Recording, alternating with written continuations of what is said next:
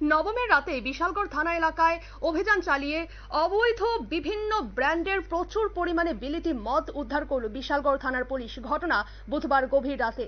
জানা যায় যে দুর্গাপুজোর দিনগুলিতে সিপাহীজলা জেলার জেলাশাসক ডক্টর সিদ্ধার্থ জসওয়াল ড্রাই ঘোষণা করেছেন। সেদিকে লক্ষ্য রেখেই বিশালগড় মহকুমা পুলিশ আধিকারিক ভিকাস সিনথিয়া সহ বিশালগড় থানার পুলিশ বুধবার মহকুমার বিভিন্ন এলাকায় অভিযান চালিয়ে বিভিন্ন দোকান থেকে প্রচুর অবৈধ পরিমাণে বিলিতি মদ উদ্ধার করেন।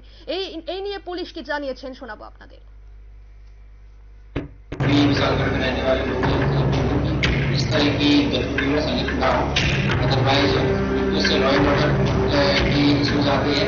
साथ में जो आपका दुर्गा पूजा चल रहा है, कुछ ऐसे मिसक्रिएंट्स होते हैं जो शराब या किसी अन्य चीजों में लॉ एंड ऑर्डर की सिचुएशन क्रिएट कर देते हैं और सभी लोग जो नॉर्मली दुर्गा पूजा करना चाहते हैं कहीं ना कहीं उनकी लाइफ अफेक्ट होती है।